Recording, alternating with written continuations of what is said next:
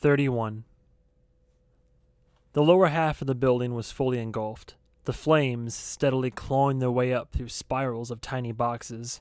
It was lighting them up like pixels, the blaze sweeping up into one container apartment after another. Echo punched the controls, and the helicopter banked, hard this time. Zoey said, "Will, we can't." "Zoey, you have to start thinking more than one move ahead. You want to help Andre and Bud? This is the direction to fly to help them. Either we get a call from Jobs' people wanting to do an exchange, or we get a call from Andre saying they got away. In either case, we can only come to their aid if we keep ourselves free." Zoey hated the fact that she had no rebuttal for that. She grabbed her phone and started searching for blink coverage of the fire. The camera view hopped across members of a crowd standing in a ring around the building, the heat keeping them some distance away. Those little specks were flying and buzzing and jumping around. The view panned down to see dozens of grasshoppers bouncing through the grass around everyone's shoes. Then the crowd started whooping and gasping and pointing until the view swung upward to see what the fuss was about. Halfway up, one of the storage containers was tumbling out of its socket and rolling down to earth, trailing fire behind it like a meteor, crashing to the pavement below and scattering meager furnishings on impact. The brackets holding the living spaces in place were melting loose. The building was falling apart. Nearby, a teenage boy yelled, "We found Foles! We found Foles! He got out!" A celebratory cheer went up. Blink was great for showing you an event. Searching "fire at the screw" got Zoey this feed immediately, but that required the algorithm to actually know about the event or person you were looking for. What she wanted, to see if Andre and Bud were being arrested/abducted by yellow-jacketed goons, wouldn't come up for her under any combination of terms. Echo said, "The VOP would block any feed of their arrest or transport. They wouldn't want us knowing where they were taken." "Then what the hell do we do? Keep flying stupid circles around the city?" Without waiting for an answer, Zoey walked back to their hostage. "I've already forgotten your name." "Marty." "Marty, I'm tired and sore. Our friends may be dead or worse, and all of this is because your people took my goddamned cat.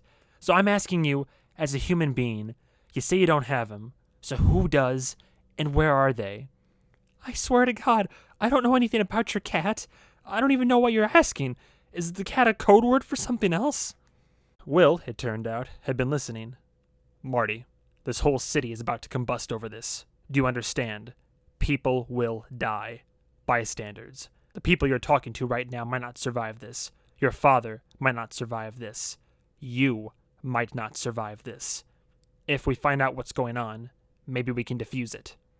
"If you find out what's going on with the cat?" "If we find out what's going on with your father trying to whip the city into a frenzy over Dexter Tilley's murder."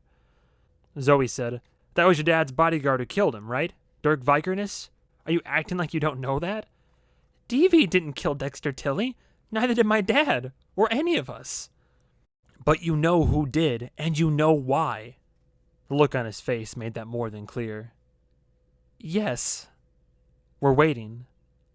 I'll show you, but I won't tell you." Zoey threw up her hands.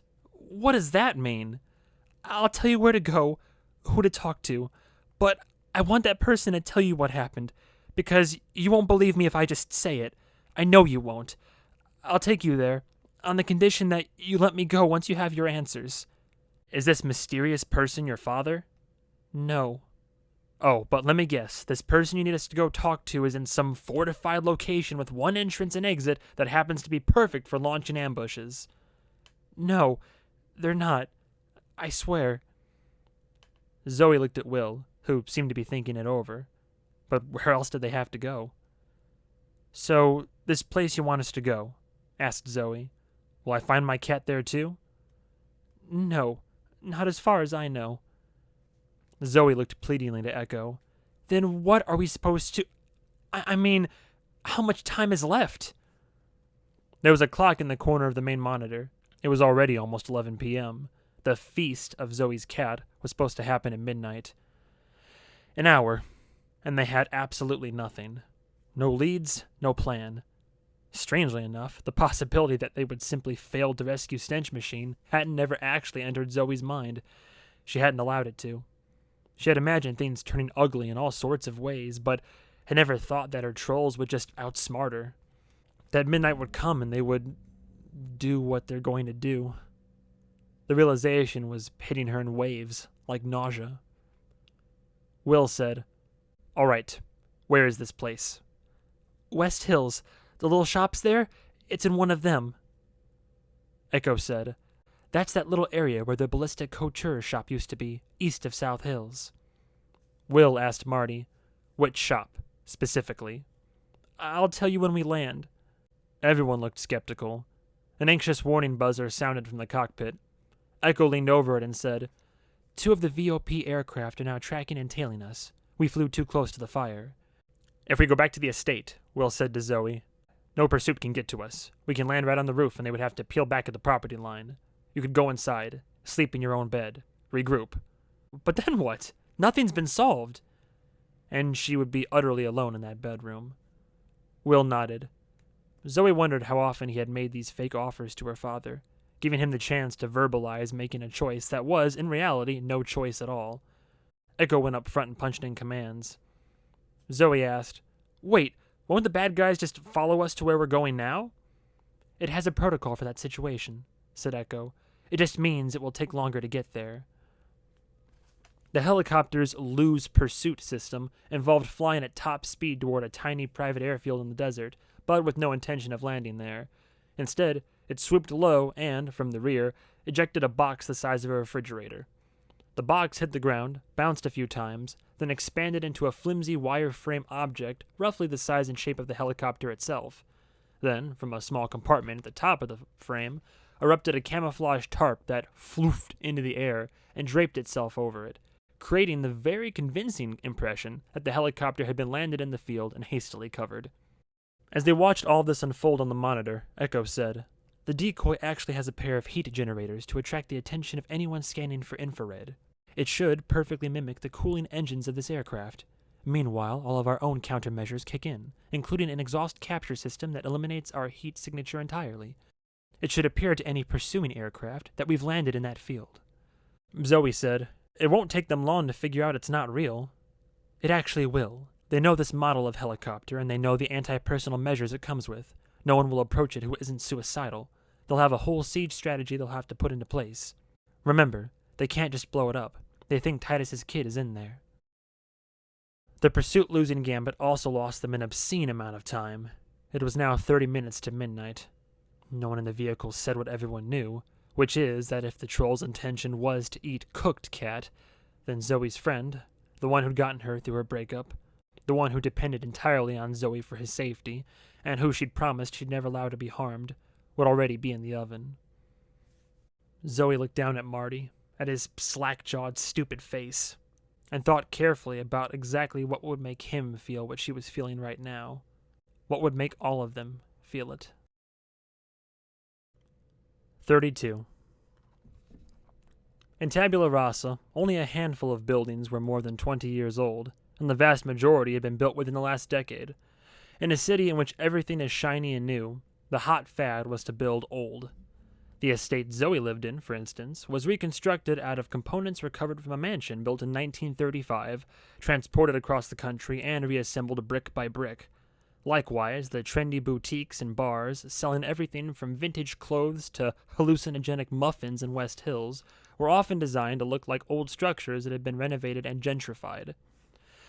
There was a candied gnocchi shop run out of a building that appeared to have once been an old-time service station that had in fact been built from scratch to look like that, complete with a new sign mounted on top of an artificially old and weathered one. Next door was a bar designed to look like it had once been a bank, including an antique vault door leading to the kitchen. The most prominent building was a decrepit granary whose roof had been partially collapsed when the neighborhood's silo had fallen on top of it, both structures having been in exactly that position from the design stage. It was a dance club. None of these buildings, however, offered a strong, flat surface for the helicopter to land upon. The thing weighed 8 tons, Echo noted, and would collapse most rooftops. More importantly, there was also no way for their stealth aircraft to remain stealthy as it landed. West Hills was bustling with activity. It was, in fact, along the parade route, and even the drunkest of shoppers would notice a giant semi-invisible machine chopping up the night air above them. But where their pursuers would be alerted by trending blink streams about a black stealth helicopter skulking through the night, they would presumably have no reason to note the appearance of something that was, say, the opposite of that. Thus, as part of the preparations before they left, Andre had downloaded an alternate disguise for the aircraft that would let them blend rather than disappear. Echo scrolled through menus and punched it in. Instantly, the helicopter's programmable skin transformed from a night sky transparency into a bright pink wash of bouncy letters and animated women's breasts. Flashing and scrolling all around the aircraft were the words, Tittycopter. I gotta do it one more time. Tittycopter. Aerial nude party bus. Nightly Las Vegas to Tabula Rasa tours. Book now. Dance music blasted from speakers, and swirling spotlights flashed across the streets and structures below. In the rear storage area, where in the stock version of this aircraft a Special Forces unit would have stowed their various soldiering supplies, was a second set of costumes. The original plan had required them to change at least once in the process of getting away. Andre had been tasked with finding the backup outfits, and it was clear they were last-minute rentals. A bundle of 7 themed costumes from the popular children's franchise, Raja's Entourage. The 5 of them quickly distributed and pulled on the costumes, Zoey and Echo changing in a little storage closet. Zoey would be dressed as Bonnie the Bonobo, Echo would be Lumpy Ninja, Wu was Shit Shark, and Will was Professor Cheeselog. The hostage, Marty, was forced to take the costume of Bald Sasquatch. Andre and Bud, had they been there, would have gone as Pizza Bot and his imaginary friend Fudge Fiddle. Even though the show was called Raja's Entourage, there was no Raja costume, as the character had never actually appeared in the show. Every episode was about the entourage trying to frantically cover for Raja's absence from that week's adventure, a running joke being the increasingly absurd ways in which they described the absent character and his actions once they were inevitably asked, "Where's Raja?" They each grabbed a bottle from the wet bar to play the role of drunks in search of a Devil's Night party. It turned out one of the clubs at the periphery of West Hills had a rooftop bar, the entire structure built to look like a huge cosmopolitan glass. So the gaudy party copter hovered overhead, and they all climbed down the ladder into the mass of shocked revelers below, the winds from the rotors blowing off wigs and spilling drinks. It was exactly the kind of obnoxious stunt that drunk tourists would pull on a night like this. So it was perfect for what they were trying to accomplish. None of their enemies would see that incident scroll across Blink and say, "That sounds exactly like the kind of thing Will Blackwater would do." They headed downstairs, then out through the club. Once on the sidewalk, Zoey watched the helicopter take off on autopilot, leaving her feeling stranded. She adjusted her mask. It was kind of hard to see out of it, which she thought could be a problem in an emergency. She was carrying the crate with the knockoff stench machine inside. She hadn't wanted to leave him alone on the helicopter. She imagined him jumping out into the control console and crashing it into a skyscraper. "So, it's just going to wander around the sky until we need it?" asked Zoey. "How long until it runs out of gas?" Echo checked something on her phone. It's not gas that's the issue. It's that it's saying it has to be back to its owner by midnight. It says another customer needs it." That got Will's attention. "Are you serious?" "Well, it is a rental." They paused their conversation as a loud group of tourists passed. Zoey said, "Well, we just have to call the guy and have them extend it or whatever. I can't believe we're having this conversation." Echo shook her head. "Nobody knows who Andre's guy is. He gets mad when you ask." "Oh my god, okay." Zoey turned to Marty, his face completely hidden behind the rubber bald Sasquatch mask. "So, where are we going? Time is short, for a whole bunch of stupid reasons." "Across the street. 3 buildings down." Zoey counted the buildings and found one that had been built to look like a 1950s-era storefront business with a second floor that no doubt would, at least back then, have served as an apartment for the owner. Even the brick had been made to look like it had been painted a dozen times over the decades, as various businesses came and went. A hand-painted shingle hung from a horizontal pole that said, "Penny Feather and Sons Funeral Services," which left Zoey more confused than ever. They shuffled in that direction, past pedestrians, no one paying them any particular attention. Zoey's costume was a furry gray monkey wearing a pink bikini, her face completely covered by the mask of Bonnie the Bonobo. Wu's Shit Shark costume was designed so that the eye holes were in the mouth of the brown shark, and she wondered how well he'd be able to see in the event of a fight. A sophisticated enough system could surely make them in their costumes. There was probably software that could spot a person by the way their heels lifted off the pavement when they walked, but they just had to make it about 100 feet down the sidewalk, through a dense crowd of drunken people, with a million other things to look at. It wouldn't even be a minute of walking. Surely they would make it that far without being spotted. Surely. As they walked, Echo pointed and said, "You know it's 3 blocks in that direction? Fort Fortuna, where—" She trailed off, as there were bystanders who could maybe overhear their conversation. She didn't need to finish. That was where Dexter Tilley's body had been found. Zoey, however, had no clue what exactly it meant. They arrived at the funeral home to find it wasn't open. It was, of course, creeping up on midnight. There were lights on upstairs, though. Will knocked, then knocked again, forcefully. Nothing. Will said to seemingly no one, "I know you've got a camera out here. I'm giving you 1 minute to get down here and open the door, or we're blowing the lock." He glanced back at the nearest group of drunk girls on the sidewalk and said, more quietly, "This is about Dexter Tilley." Seconds before the 1-minute deadline expired, the door was opened by an old man with the kind of face that probably left him with few career options outside the death industry. The creepy man said, "You could have just told me it was you, rather than playing the barbarians at the gate. Come inside before you attract any more attention." Considering Will was in disguise, Zoey wasn't sure who the "you" was that the funeral guy was saying he'd open the door for. Did he recognize Will behind Professor Cheeselog's flashing glasses and beak? She half expected that once inside he'd say, "My door is always open for Raja. Wait, where is he?" Once inside, the man, who Zoey assumed was the Pennyfeather and Pennyfeather and Sons, said, "Now, how can I help you?" "They're here to talk about Dexter Tilley," said Marty. "Same as he, yelled at the door." "I, of course, cannot disclose any information about customers or potential customers." Will stopped him. "There isn't time for that. This city is about to go to war over this." "A privacy guarantee that dissolves under duress is no guarantee at all." Marty pointed and said, "It's over here." Without further explanation, he walked toward a wall display showing off various styles and finishes of caskets. "There's a hidden door. How do you open it?" The creepy man made no move to help. Will just stared at him. After several seconds under his gaze, the man sighed and pressed his hand to a spot on the wall, and the casket display slid open. Behind it was a steel door with a separate security system. Zoey sighed and said, "Okay, what is this place really? Do I need to prepare myself for what I'm going to see behind the armored secret door?" Marty said, "You'll see." "Is it cannibalism?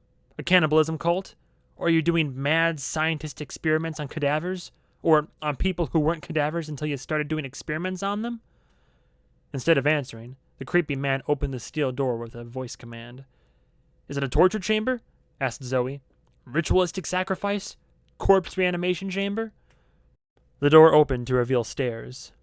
Wu went down first, as was his habit. Then everyone else shuffled past Zoey, as she stood aside and prompted them to pass. Echo was last to go down, but Zoey stopped her. "Is the countdown still on?" Echo showed Zoey her phone. A countdown was displayed. 10 minutes left. "This is the blowback feed. Whether it's real or just a bluff." Echo shrugged. "Okay," Zoey breathed. "When they go live with this, it's your job to stop me from watching it. I don't want to see what they do to him. I'm not going to give them that. I need you to do that, okay? Because I'm going to try to watch it. I know I will. And you have to stop me." "Got it." Zoey followed everyone downstairs and found them standing in a spacious, comfy-looking lounge. There were expensive, overstuffed leather sofas, facing a few top-of-the-line recliners that were parked in the middle of the floor, huge monitors in every direction. A door was standing open on the opposite wall, and through it was visible a bedroom that was probably fancier than any in Zoey's own estate. There was a massive circular bed, chairs, and racks of devices. A sex room. That's the secret? The Undertaker's got himself a sweet bone chamber under his mortuary? Marty said, "Through there." He wasn't heading for the sex room. It turned out there was another door to their left. This one was locked and, once more, required the creepy man to access it. The door clicked open, and when Zoey saw what was inside, she went cold. 33. The suits were standing around a state-of-the-art surgery suite, a blindingly white, sterile room, a bundle of robotic arms poised over a table. Zoey studied the equipment and said, is the mortician here a serial killer? Did he lure Tilly down here and do surgery on him? Everything went bad at once, said Marty, his voice trembling. My mother died 2 years ago. Cancer. Just 6 months after the funeral, I got sick. Everything started to swell. I turned yellow. Echo, sounding like everything had finally fallen into place, said, Bukhari syndrome. Marty nodded.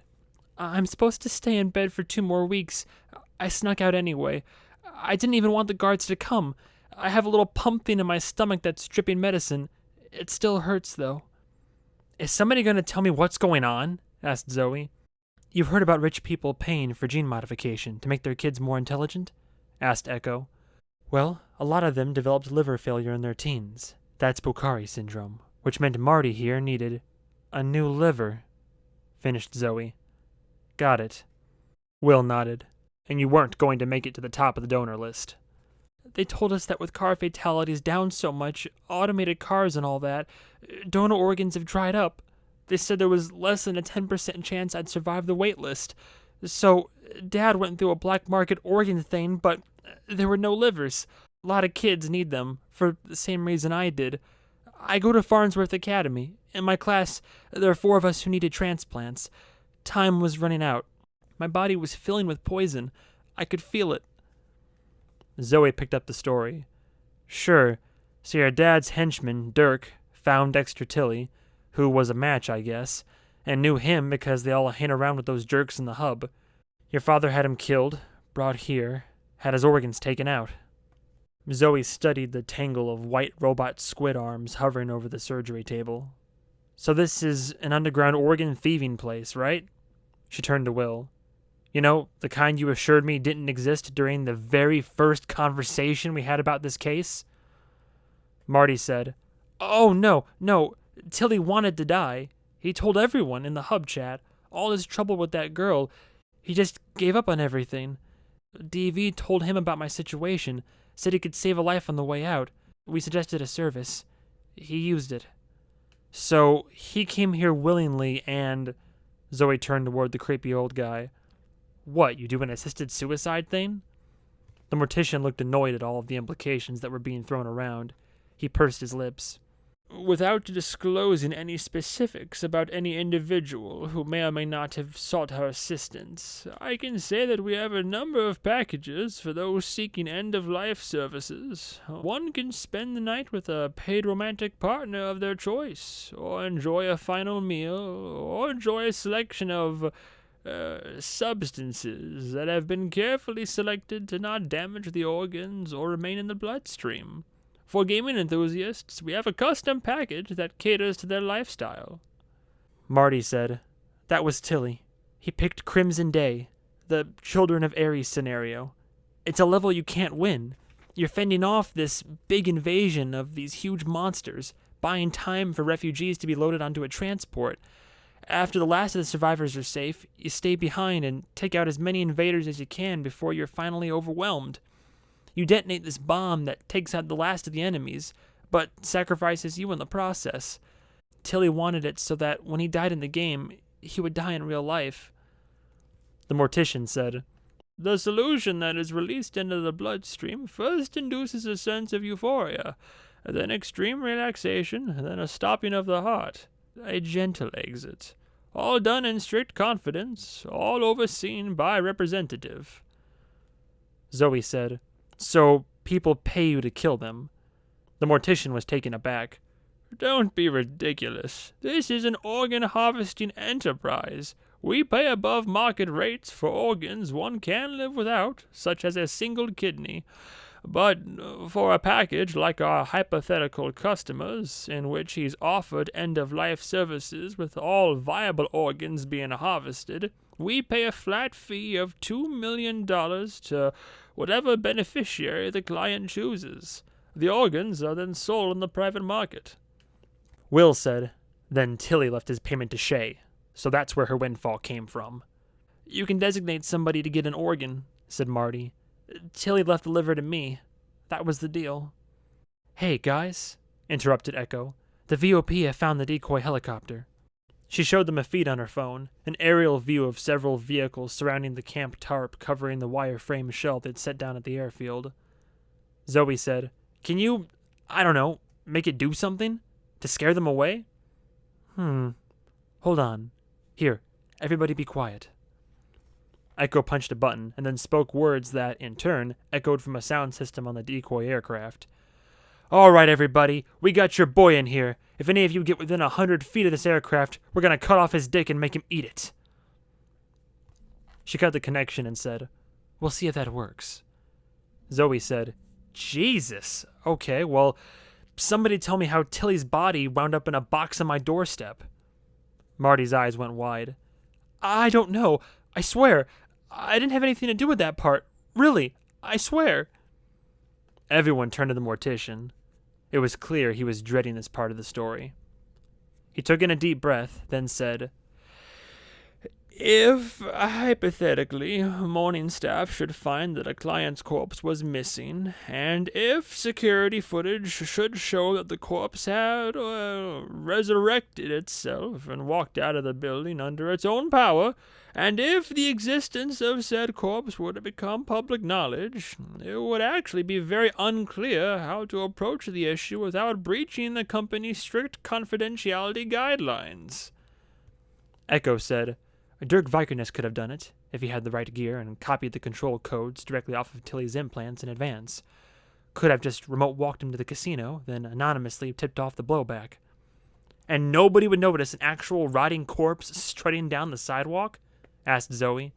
They would, in any other city, at any other time of the year. Zoey turned to Marty. Okay, I get that you needed a liver, that this was life and death for you, but why pin it on me? Is it really just because your father's a dick? And I apologize if you're offended by me calling your father a dick, but please keep in mind that I'm only doing that because your father is a dick. Dad's been weird ever since Mom died. He's scared all the time. He's scared of the enhancements getting out, like Tilly had. He keeps saying that stuff would be the end of the world. Echo said, We have 5 minutes until the midnight feast. Marty, go on camera. You tell them it wasn't murder, it was suicide. If Zoe's cat isn't... If they're keeping him alive for the show, then there's still time. No, that's where you're wrong, said Zoey. It was murder. She turned to stare down the mortician. If the trolls in the hub had known, they'd have come after Marty, and they'd have come after you, and they'd have been right. Tilly didn't kill himself. You killed him. You pushed a button, and poison flowed into his veins. You paid him $2 million for his organs. Great. That's nice. But how much were livers going for on the black market, Marty? A lot. 1.5 million, I think. Yeah, so add in the lungs and heart and eyeballs, and you've made millions in profit off this. Millions? By killing a man. Because instead of getting him help for his depression, you invited him over to your kill suite so you could cash in on his guts. She turned and glared at Marty. So your dick father was right trying to put the blame on me, to try to deflect. If they knew the truth, they'd have said the same thing I'm saying now, which is that about 95% of people who try suicide and fail never try it again. The mood passes. It would have passed for Tilly too, I bet. But we'll never know, because instead of helping him, you pushed him off the ledge because you needed parts. Marty, choking up, said, He saved my life. You could say the same if you'd stabbed a homeless guy in an alley and taken his liver. If you got him drunk first and tricked him into consenting to the act, would that suddenly make it okay? In Tilly's state of mind, it was the same thing. I want you to get on camera and confess. Confess to Tilly's murder right now. I will. She, took my phone. If she gives it back, I'll... Will cut him off. Zoey, can I have a word? No, you can't. There's no time. Echo, give Marty his phone back, or give him yours, whatever. Zoey turned to the mortician again. What's your name? Are you Pennyfeather, or one of the sons? There's no Pennyfeather. That is just a name that was generated for the business. Customers prefer their funeral parlors to sound family-owned. Whatever. What are you doing here? It's done. On top of the fact that you're running a murder factory that chews up the vulnerable, you knew damned well what was going on with all this. You could have diffused the situation at any time just by going public. You were happy to sit back and let that all fall on my doorstep. We're burning this operation to the ground. The creepy man looked back and forth from Zoey to Will. Well, that is your right. It's my right in the sense that I can put my hands on an exotic weapon that will literally turn this into a crater, yes. Will said, Zoey, he means it's your right because you own this business. 34. What? What are you? Marty, no, said Will. Put the phone down. Zoey, this place is owned by a company called Legacy Services, which owns a chain of 24 funeral homes, which is in turn owned by a holding company called Bold Frontier, of which Arthur was the sole investor. And now you are. The creepy man was now wearing a smug expression that made him look like he could be one of Satan's lieutenants. For the third time in 2 days, Zoey found herself unable to stand. She shakily reached back for something to hold herself up, then sat/fell hard onto the tile floor of the surgical suite. It smelled of disinfectant. Will said, Zoey, even if you'd given the order to immediately divest yourself from any businesses you found morally questionable, I don't think this would even qualify. You knew. You knew this whole time. I didn't realize you owned it until I looked it up on the way here. It's all managed by someone else, by design. Arthur built firewalls between himself and the businesses he ran, and selling organs is still very much illegal under federal law. And, while I appreciate that you take a different side on the whole assisted suicide debate, I think we can at least... Shut up. You don't even get it, do you? They were right. The blowback, this whole time. They were right about everything but the eating and the orgy. But I absolutely had Tilly killed. I absolutely took his guts. I absolutely allowed this hollowed-out body to be kicked around by strangers like a beer bottle on a sidewalk. Marty said, and if you hadn't, I'd be dead by spring. Plus, who knows how many other people. From the other organs. It's 7, said the mortician. 7 other lives, 8 total, were saved due to Tilly's donations. Rich people's lives, said Zoey. Those organs were sold, not given. Will said, and the proceeds from those sales were used to buy more organs, so more lives could be saved. Plus, Shay and her mother have a new home. Sure, interrupted Zoey. One question. What's the profit margin on this for me? Like, if they make $4 million in profit from this deal, what's my cut? How much actually goes into my pocket? 10%? $400,000? No, it wouldn't be anything close to that. Margins are much. 1%? I don't know. Is it $26,423? What? What I'm asking you, Will, is did a poor, distraught man die and give up his organs so I could get rid of an annoying noise in my air conditioner? Will looked genuinely exasperated. You can't look at it that way. Why not? Echo said, the Midnight Feast feed is going live. Will glanced at his phone, then walked out and brought the feed up on one of the big monitors in the comfy room. A room where, Zoey now realized, people came to party, knowing that they would never see the sun again. The last walls they'd ever set their eyes on. Zoey jumped to her feet and was moving toward the monitor when Echo moved quickly to get in the way. No, turn around. Will, shut it off. Zoey said, No, I have to watch. I've changed my... No, there's nothing to be gained. Will? Will studied the monitor, narrowing his eyes like he was looking for clues, trying to see the truth behind what was on the screen. Thinking. If he'd heard Echo, he showed no sign. Echo spun Zoey around and hustled her farther back into the surgical suite. A voice on the feed welcomed everyone, announced that the slaughter was about to begin. Zoey squeezed her eyes shut and buried her face in Echo's shoulder. She smelled like sweat and fruity skin cream. She would fix the memory of her cat in her mind, and that's what she would cling to. Curling up with him, pushing her face into his fur. Not these kids doing whatever they were about to do. Holding him down, breaking his neck, skinning him, cooking him. I'm so sorry, said Marty from somewhere behind her. I'm so sorry. Echo said, Will, turn it off. Will said, All right. But before he could cut the feed, Zoey heard a scream. A human scream. Zoey's scream. Her own voice, coming from the monitor, begging them to stop. She said, Wait, and pushed away from Echo. She moved into the lounge and saw on the monitor a video feed that was clear and crisp. Too much so. A sheen of artificiality. It was a feed from within the digitally generated world of the hub. A bunch of the blowback dickholes in their elaborate armor stood around a banquet table. Lying on the table was the cow spider monstrosity that was the hub version of Zoe Ash. One of the blowback kids was gleefully stabbing into her body with an elaborate dagger. Zoe, the real one, said, "What the hell is this?" Marty seemed confused by the question. "They've got you. There's nothing you can do. They've severed control." I'm several layers of confusion behind even that. Is this the feast? Well, yeah. On screen, one of the spider cow Zoe's hooves were being sawed off by another guy with a butcher knife, while the digital Zoe shrieked. He took a cartoonish bite out of it. A 3-digit number appeared in midair and floated away, like a ghost. I don't know what I'm looking at. They're eating my hub avatar? Why? They won the Battle of the Molten Sea.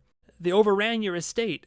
Over 1,000 users, each commanding a division of 1,000 NPC warriors. 1,000,000 ground troops versus nearly 500,000 in the garrison. Took it with a flanking maneuver that locked up the AI on most of your bots until the wyverns could burn their supply cache. Fought all the way through them. Breached the walls. Took down the elite throne room guardians. Captured you. Paraded you through the city. Did you not stay logged on for any of that? I don't even know what any of that means. What are those numbers? Marty looked at her like she had just asked which end of the human the pizza goes into. Spoils. The currency. In the hub? Okay. You were worth over 10 million of them. You lose it all. Forever. There's no way to get it back. You have to start all over with a new character. You'll start as a naked peasant. I don't care. Like I said, I don't ever go in there. Then who was controlling your side? I don't know. Zoe watched as an entire leg was removed and cut into smaller pieces for other diners. Okay, then what did you think this was? Asked Marty. The feast and all that. I thought they were going to eat my cat. What? No, ew, who eats cats? What is it with the cat? They sent people to my house. They had a drone. It flashed a big hologram meme at me. Well, yeah, to rub it in your face, that you were getting owned in the hub. Wasn't that obvious? Zoe turned to Will. So this whole thing was happening in the hub. You know, the place I kept asking you to infiltrate, and you kept blowing me off because you thought it was dumb and pointless? Echo said, "Hey, the VOP just figured out the fake helicopter is a fake. A stray dog came along and dragged the tarp off. With a little work, they'll be able to reverse engineer the path the real helicopter took. They're coming." "Recall ours," said Will. "Have it pick us up as close to this building as possible." Marty asked, "Am I free to go?" "You can go when I get my cat back," said Zoe sharply. Echo said, "Zoe, we can't keep him." "No, she's right," said Will. "There's no reason to give him up without getting something in return, especially if Chob has Bud and Andre. One way or the other, we need to force Chob to the table, work out a deal, get him to call this off." "And by call this off," said Zoe, "you mean call off not giving my cat back." That reminded Zoe. Knockoff stench machine needed water. There was a sink in the surgery room. She filled a shallow metal tray from the sink. It was probably used to weigh organs or something, but he wouldn't mind, and let him out to get a drink. Watching her, Marty said, "I really don't think my dad has your cat." "Then he'd better find him, if he wants his son back." Marty paused for a beat and said, "I don't think that's as scary a threat as you think it is." "What does that mean? That your daddy doesn't love you? Well, guess what, Marty? He's mobilized an entire army to come wipe us out because we have you." "My dad is coming for you because he can't be seen as weak. He hates weakness. He hates me. This whole thing he'd have to do with the liver, he acts like it's my fault. Like I didn't try hard enough." "That's very sad for you. My father abandoned me and my mom to a life of poverty. Then, when he died, he bequeathed me a city full of powerful enemies. People like your father, in fact. And while your father may not care about you, I do care about my cat, and I care very much about psychopaths taking my loved ones because they think it's some kind of game. Well, if your dad wants to play, I'll play." Echo said, "I'm getting a call from the estate." Zoe grunted. "Oh, what fresh hell is this?" Zoe, Will, and Echo crowded around Echo's phone. On the screen appeared Carlton the butler. He was holding Stench Machine. 35. Marty leaned over to see and said, "Isn't that your cat?" "Is that really him?" gasped Zoe. "Oh my god, how did you do it? Oh my God! I was preparing a late dinner for myself, said Carlton. A nice piece of trout. He must have gotten hungry, came out and hopped onto the counter. Where in the hell had he been? I, of course, do not know. Why was he hiding this whole time? Why wouldn't he come out before, when we were looking for him? Of course, I cannot know that either, but I would dare say that your cat may be something of an asshole. Zoey felt a relief so profound that she was almost floating. It didn't last.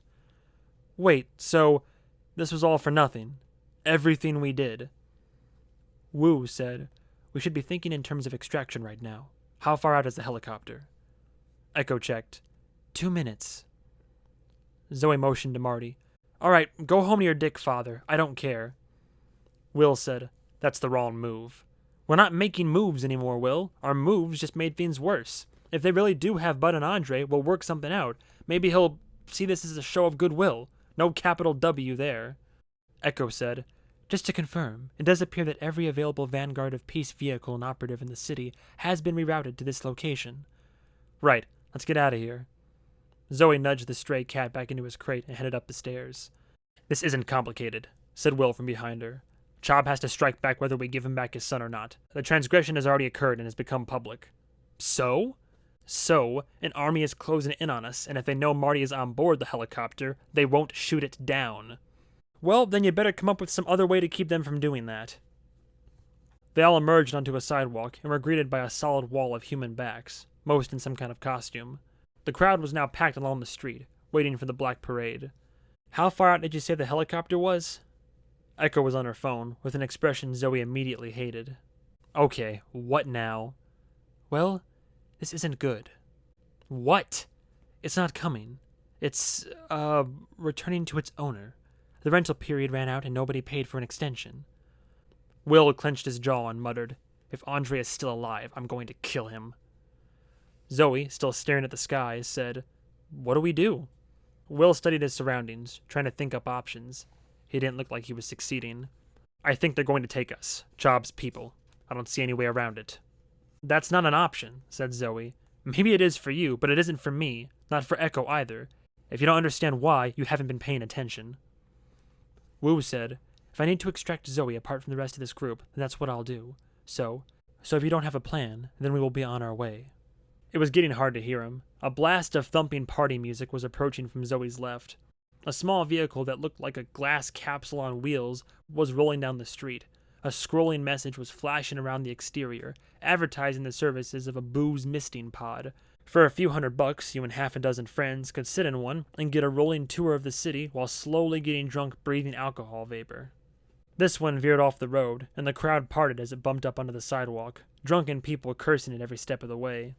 It rolled to a stop, and the glass bubble opened, separating and rising like the sections of an orange. Sitting there, in white overalls that looked kind of like biohazard suits, were Bud and Andre. Andre said, get on. They all started climbing aboard, leaving Marty behind, standing next to the crypt keeper by the front door. Zoey turned to him. Tell your dad I said hi. Hope the liver works out for you. Andre pushed a lever, and the segments of the glass bubble descended and sealed them off. The noise of the crowd outside was instantly muted as the cart rolled back onto the street. Andre and Bud both stank so badly of smoke that it stunned Zoey's nostrils. We, own this now, said Andre. Only transportation we could come up with that could accommodate everybody under the circumstances. We tracked the chopper here, but I don't get a signal now. Will said, your buddy recalled it because the rental expired. Ah, right. Damn. Yeah, I got tied up due to events at the Screw. He gestured at the cat crate in Zoey's lap. Is that stench machine? Zoey said, no, it's a long story. What the hell happened back there? So, began Bud, it turned out the Rhodes Scholar residents of the Screw had stored some propane canisters behind that electrical box. After it overloaded, they ignited. It fried the drone, which happened to be right there because that's our luck. Also set that side of the building aflame. So we felt compelled to go to the grounds ourselves to help evacuate the building. Think everybody got out all right. I know some got taken to the hospital on account of the smoke. Andre got some burns on his back from a piece of hot railing that fell on him. We've both been coughing up black mucus. Anyway, it gave us a close view of everyone who passed, see what they were carrying in terms of critters. Andre said, but then another truck came along, heading toward the grasshopper factory. and I guess the VOP guys thought it was another attack, fired a projectile intended to short out the motor. It should have just rolled to a stop, but instead the battery ruptured and things turned into a flaming wreck. It tumbled over and spilled its cargo, which was several 100,000 bugs. This, continued Bud, created something of a stampede in the crowd, and the rumor that this was all an act of sabotage, which it kinda was and kinda wasn't. We obviously were not trying to burn the building down. Zoey said, well, they surely knew we'd remotely hijacked the P-truck. It'd have been too much of a coincidence that the accident happened right when they were preparing to do their big Devil's Night feast. Andre seemed mildly insulted. We did no such thing. That would have been obvious. No, the truck was driven by a human. Lots of trucks still are. Bud just paid the driver to get drunk off his ass and do the wreck. God stumbled out, slurring about how he steered to miss an armadillo in the road. Remember, the original plan was to come and go without them ever knowing we'd been there at all. Zoey said, yeah, I guess that was a better plan. Not really, said Bud. Melvin, that's the driver, spilled the beans to the VOP just minutes later, told them everything, pointed us out while we were still trying to help people out of the building. We wound up getting chased through the fire, and the crowd, and the smoke, and the plague of grasshoppers. Eventually got hit with stun sticks and put on board a transport to their headquarters. But, lucky for us, and I'd say this was the only time luck smiled on us all night, Kowalski had been listening in on their radio chatter and made it to intercept the vehicle. This resulted in something of a shootout between their security team and ours. I got grazed in the thigh, and one of Kowalski's vehicles got blowed up. But, long story short, we managed to get away in the end. Andre said, I don't know if you heard my last message, but you've probably deduced that neither of us have got your cat in one of our pockets. Zoey waved a hand. Oh, it turned out Stench Machine was back at the house the whole time. Carlton found him. Andre and Bud stared at Zoey in silence for what seemed like a very long time. She asked, why are you wearing those outfits? Andre looked down at the white coveralls. Oh, these come with the cart. Alcohol mist will mess up your clothes otherwise. Want me to turn on the vapor? It's gin, I think. Just don't light a match. Ignoring the offer, Zoey pulled out her phone and found her mother's number on her contact list. Echo said, so, Titus Chobb's entire army is converging on this spot, and we are rolling slowly down the street in a fragile glass booze cocoon. What favors do we got left to call in? Asked Andre. Alonzo's got a convoy of treaded vehicles, look like tanks. Will said, no, he wouldn't get here in time. If someone doesn't come up with a plan of action in the next 30 seconds, said Wu abruptly, I am leaving with Zoey. Zoey got no answer from her mother, as usual. Does anyone know where my mom is? Bud said, her plan was to spend the evening carousing along the parade route. People set up beer tents in various spots. She was at one of them, or all of them. We've had one of Kowalski's people monitoring her. All right, tell them I need to get a message to her. Tell her to pack up and meet me at the estate. We're leaving, like she wanted. Will said, you are? Yep. Of everyone in my circle, she's the only one whose advice actually makes sense. I never wanted this. Things aren't getting better. Wu, your job is now to get me safe passage to the estate and then out of the city. Will made no effort to hide his annoyance. So we're doing this again. This thing where you threaten to quit and then somebody has to talk you down? Is this just your process? Fuck you! Screamed Zoey, and everyone flinched. Well, everyone but Will. His expression didn't change. Zoey took a moment to gather herself. I don't like what this life is doing to me. And my worst fear is that I'll start to like it. That I'll follow your advice and become the kind of person, the kind of thing that thrives in this world. The kind of person who will steal the organs of the poor to buy a boat. The kind of person my father was. Every time things get hard, you retreat right back to this place, thinking of Arthur as this monster, ignoring all the lessons you've learned, everything you've learned about what power really means. And by lessons, you mean a pile of words to make victims sound like customers. Wu said, perhaps you could have this argument at another time. We need to establish a decoy transport that will appear to have Zoey in it. Then we can... Will ignored him. If you want to walk away, walk away. I'm done trying to talk you out of it. Oh, and if you think I'm putting you in charge, think again. I'm giving the money away. What does that even mean? You're still picturing your wealth like it's a pile of gold coins in your vault. It's not. It's a machine. You pay 5,000 employees just to run your rental properties. Cleaners, maintenance, security. So you want to close it all down? Fire all of them? Split up all the cash and give it to the homeless in this big one-time payment that they'll spend within a month on drugs and booze? And then what? Bud, also trying to cut off the argument, said, Kowalski's trying to get a hold of the guy who's watching your mother. Things are chaotic at the moment. The parade has started. Will remained focused on Zoey. And what becomes of the properties? They get snapped up by one of the million developers in this country looking to swoop in here and get a piece of the pie. Landlords who won't keep the tenants safe or the buildings warm. All those people you fired. They'll wind up with a boss who'll treat them worse. Or they'll wind up on the street. Get deported. How many of your workers are Mexican, Haitian, Filipino? How many of your women are Korean, Chinese? You want to see them get sent back? Every part of your machine will wind up under the control of men who don't know what a crisis of conscience even is. If you give up the money, you give up the power to make change. So you're saying I keep my power, but try to use it for good, to shape the world the way I see fit. In other words, the exact thing Arthur believed.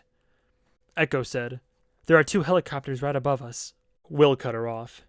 Being against power is easy, Zoey, because you never ever need to offer solutions or take risks. Exercising power in the right way is what's hard. This system favors psychopaths in the same way that basketball favors the tall. But Arthur's last act was to put his machine under the control of someone he thought could be better. Me?